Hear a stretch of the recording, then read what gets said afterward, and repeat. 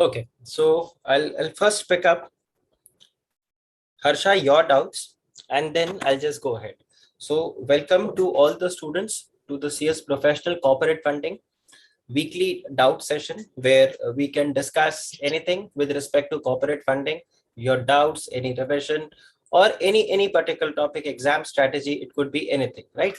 So in today's session, I've got specific three doubts. One is with respect to the study material mapping, how to study from the study material, and because you all are also referring to the class slides, right? So how to map from the material, from my PowerPoint presentation to the ICSI material. And second is from the ICDR regulation. That's the specific doubt for the period of subscription and the reservation. So step by step, I'll take all the three doubts. And if there is anything during the course of the session, you all can again just let me know. So the first thing, how to start from the study material. So Harsha and to all other students, Yasa including you, the best way to cover the ICSI module is after you finish a particular topic. So it could be, let's say you have completed the entire ICDR regulation and thereafter you can pick up the ICSI module. One is this. The other way is you can go step by step. Like once you pick up a particular topic, thereafter you can do the mapping from the module. So you'll realize that everything is covered. In fact, in your ICSI module also, you'll find the content from the bare regulation only. So like this is that material. So here, if you just notice, I've just clicked like this, that okay, IPO is done, then this is done, right? So you'll understand it automatically. So if you start from here in the ICDR, so initially I've given the overview of Companies Act and SEBI, how does then ICDR comes into picture, right? So this is that ICDR part. Now, if you start initially, I've covered what are the different types of issues, the applicability of ICDR regulation, right? We understood each and every types of the offer, right? Which is again important from your exam point of view. Now, this is that IPO part which we had started.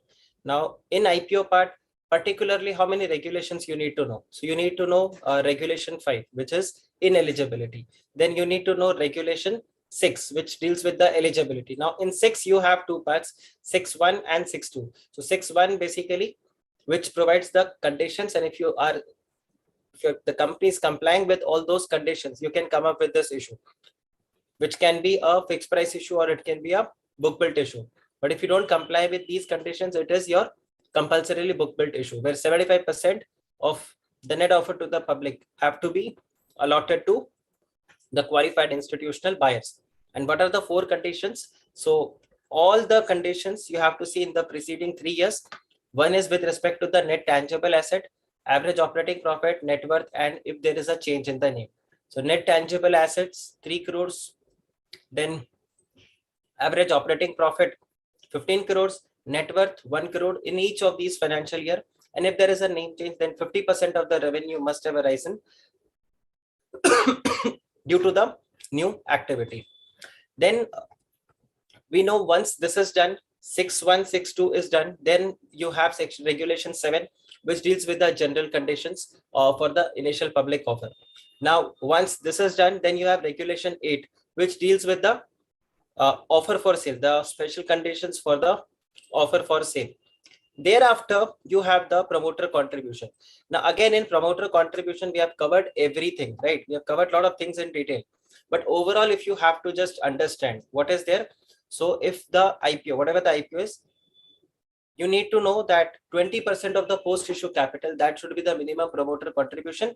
Then what securities are eligible for promoter contribution, what securities are not eligible for promoter contribution, and that 10% where the funding in financial institutions can provide the post-issue capital, the promoter contribution up to the 10%.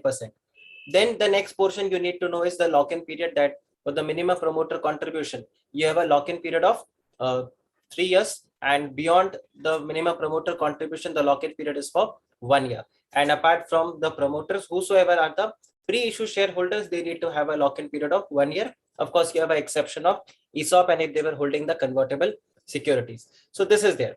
Once this part is done, thereafter you have the issue process, where you appoint the merchant banker and the other intermediaries, correct? And then your issue process actually starts. This is what we have covered, right? Harsha, Yasha, correct? Yes, sir. Yes, sir. Now then you have this part 5, which is basically the entire issue process. You appoint the lead manager, then you appoint the other intermediaries, you enter into agreement with them, then you appoint the compliance officer. Thereafter, if it's a book built issue, you appoint the syndicate member. This is the IPO process that we had covered. And then the disclosures that you have to make in the offer document, right? Thereafter, if you see, we have the draft offer document is being filed to the SEBI. SEBI takes 21 days, minimum 21 days. It is hosted on the website, and thereafter the comments are received and SEBI issues its observation. And thereafter the draft prospectus becomes the prospectus, or the draft red herring prospectus becomes the red herring prospectus. Post that, the issue is going to open, and in the meantime you will also apply to the stock exchange for the in principle approval. Further, if you just see with the issue price, so I'm just covering the IPO part, and then I will just show you how to map it from the ICSI material. Sure, sir. With respect to face value, we know that you need to mention the face value in the same font where your issue price is being, in the same font. But ICDR regulation do not prescribe any minimum face value. However, from the Companies Act point of view, the face value should be at least 1 rupee. Thereafter, we understood the pricing part, that if it's a fixed price issue, you will have only one price. If it's a book built issue, then you'll have the price band where you'll have a floor price and a cap price, right? And based on that, the bids are going to be invited. We also understood that there are differential pricing, so you can give discount to the retail individual shareholders or investors, and if the discount is being given, it is to be expressed in rupee terms. Issue process we covered, that minimum public shareholding should be 25%. Allocation of the net offer and offer through offer document, non-institutional investors. So basically, who are the different types of investors who are there? So you have the qualified institutional buyers, then you have the non-institutional investors, and then you have the retail individual investors. Now, depending upon which type of issue you are coming up, you have to allocate to the qualified institutional buyers, non-institutional, and the retail investors accordingly. For that, we understood that which type of issue it is. So though it's a IPO, it can be an OFS, it can be a fresh issue, but we need to understand this IPO is under which regulation. Is it under regulation 6.1 or it's under 6.2? If it's in 6.1, then again we need to check whether it's a fixed price issue or it's a book built issue. So if it's a fixed price issue, you know, the allocation of the net offer would be done like this. Otherwise, the allocation would be, in case of book building, and in case of compulsory book building, the allocation would be done like this. So here, if you see book built issue, so basically, if it's a compulsorily book built issue, so you know 75% needs to be given to the qualified institutional buyers, 15% to the non-institutional, and 10% to the retail. Of course, this 75 is minimum and these two are maximum. If it's a book built issue, then again you have 50% to QIB, 35% to the non-institutional, and 15 to the retail, right? Minimum, and this is maximum. If it's a fixed price issue, then 50 to the retail and 50 to others. So this is the allocation. Now again, to your doubt, Yasa, that what do you mean by the reservations here? So for that, you need to understand this concept.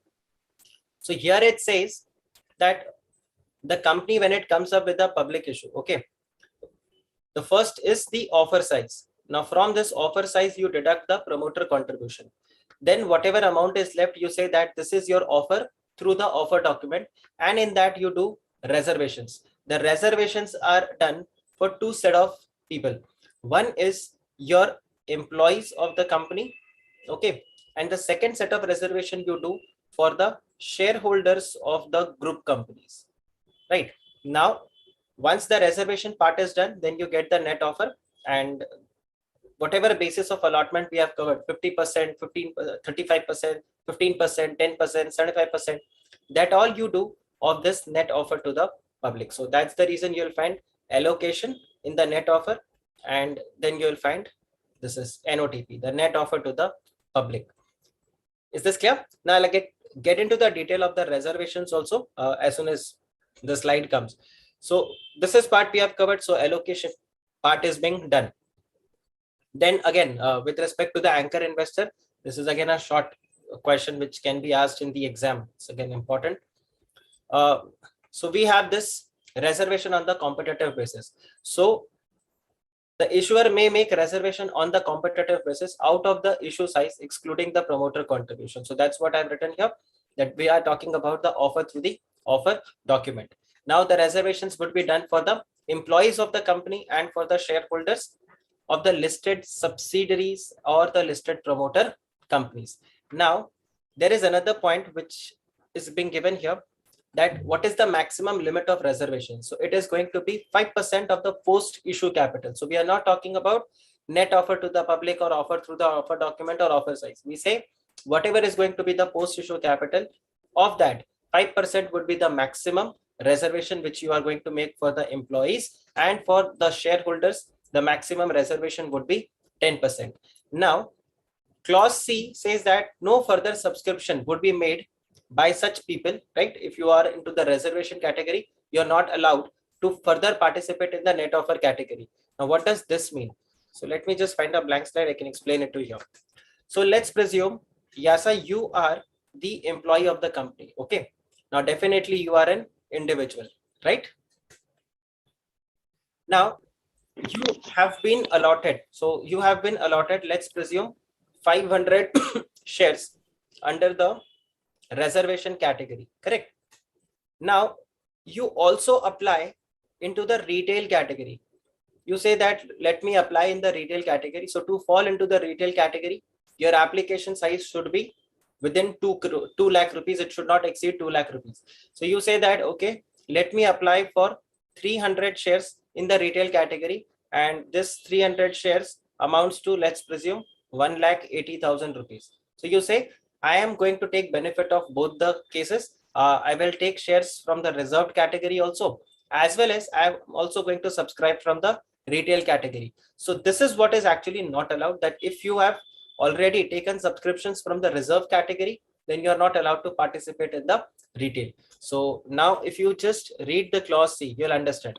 So the reservation of the not even from net offer to public also. Yeah, so you cannot subscribe from the net offer, na? Because you have already got the shares in the reserved category. So, okay, sir. So one person cannot take benefit of both the cases. So either you don't participate from the reservation category and you apply as a normal public investor, or if you want to take the privilege of the reserved category, don't fall into the category of the normal public investors. Make sense? So here, if you see, the reservation on the competitive basis shall be subject to the following conditions, and you have aggregate of the reservation for the employees shall not exceed 5% of the post-issue capital, and the value of the allotment to any employee shall not exceed 2 lakh rupees. So basically, again, through the employees also you have been in the reservation part also you have been capped for 2 lakh rupees. Then I'm just excluding the proviso here. This is basically, if there is an under subscription, then you can allow the other employees something. Like there are some employees who are not willing to subscribe the shares, even though shares are reserved for them. And then there are some employees who want to subscribe more than what has been allotted to them. So of course, if there is a shortfall, you can do that. Now again, reservation for the shareholders shall not exceed 10% of the issue size. Now again, you need to understand, it is 5% of the post issue capital. This is 10% of the issue size. Now issue size is what? Your starting part, right? Issue size, and then offer through the offer document, and then you have the net offer to the public. So for issue size, 10%. Then if you will see clause C, this clarifies that you cannot take the dual benefit. So no further application for subscription in the net offer can be made by person except an employee or retail in favor of whom the reservation on the competitive basis is made. Make sense? Does this make sense? Yes, sir. Yes, sir. And then you have that spillover, that if there is any shortfall in either of the categories, so you can do the spillover, right? So this part has been given here. And then you have the ASBA facility, issue of the material, and you are prohibited to give any incentives, right? Thereafter, IPO grading, underwriting part is there, and monitoring agency would be there, right? So all these points you have covered, and then straight away, let's go to the allocation. The allocation part, the minimum application size and the allocation. So period of subscription. Okay, so for period of subscription, you have a time period of 3 to 10 days. Now, if let's say you are revising the bids, the price band, then it will get extended by further 3 days, which means that overall it is going to be capped at the 10th day, right? So you cannot do a price revision 3 days prior. So this is the 10th day, 9th day, 8th day. So if you want to do a price revision, what is the date you have? The 7th day. So basically 8th day, you cannot say I'm going to do a price revision. Why? Because here then you'll have to give 3-day extension, which is now actually not possible because you have exhausted the 10 days time period. So minimum period of subscription would be 3 days and maximum would be 10. This is one part. And second is, if there is any revision in the price band, then in that case, you need to give 3 days extension time. So if you interpret both the provisions, then you cannot do a price revision after 7th day. Okay. Make sense? Yes, sir. Yes, sir. And then you have the application value. So we covered that 15,000, how to determine the lot size, and all those part we have covered here. So once all these things are done, then you do the allotment, right? Everything covered. Now let's pick up from the module. You'll find all these topics that we have covered. So just check, we did the initial public offer, further public offer, the different types of issue. Thereafter, you'll see that entities who are not eligible, regulation 5, regulation 6, though they have written 6.1, but if you see from page 5 to page 7, so they have covered exhaustively everything about regulation 6. Then you have general conditions, then you have additional conditions for the offer for sale. Now, if you will read these provisions are exactly same what you have covered here. For example, entities not eligible to make a FPO. This is same like your regulation number 5. Now, entities which are eligible for FPO, this is same like your regulation 6. However, the content of regulation 6 and 103 would be different. In 106, you have 4 conditions. In 103, you have only one condition, right? If that one condition gets satisfied, then in that case, you can come up with a you can come up with a fixed price issue or a book built issue. Otherwise, you'll have to come up with a compulsorily book built issue. General conditions of regulation 104 for FPO is same like your regulation 7, right? So you'll find similarity, and that's the reason in the module also you have been given like this. So what is given in regulation 23, it's same as regulation 121. However, when I have taught all of you in this session, I have covered again everything. I've discussed everything. In my slides, you will find this repetition 102, 103, 104, 121. All these things I have again cropped. My simple agenda was that if we cover these regulations, the same provisions multiple times, then probably you will remember all these things in the class itself. So you don't have to sit again. So it's like, remembering the songs of a lyrics. You keep on listening to the song again and again. So that's how you remember the lyrics. So the same logic I applied here. And in this way, while teaching FPO, I also ensured that I am revising the IPO part in the class actively, right? So you'll find all the same provisions. So you'll get lead managers, other intermediaries, filing to the offer document, right? And then draft offer document will be made public. You have applications supported by block amount, then prohibition of incentives, security deposits by the promoter. So 1 day prior to the opening of issue, IPO grading, opening of the issue, period of subscription, right? Underwriting, minimum subscription, over subscription, monitoring agency, then advertisements, minimum application value. See, they have written same. They've written same. So what institute has done, actually that's little smart work, that they have clubbed both the common provisions together. And so basically they have said IPO, FPO, and these are the common provisions which are there. So this is what they have covered. अरे यार क्या बदतमीजी है भाई. Am I audible? So Yes, sir. Yes, sir. Okay, I think just a minute. So then you have the manner of calls, right? Allotment procedure, post-issue advertisement, and the same provisions are there. So here, once this is covered, then you have the promoter contribution. right? Are you able to understand this part? Yes, sir. Once this is done, so whatever we have covered in so much of detail in all the slides, ICSI module has covered that in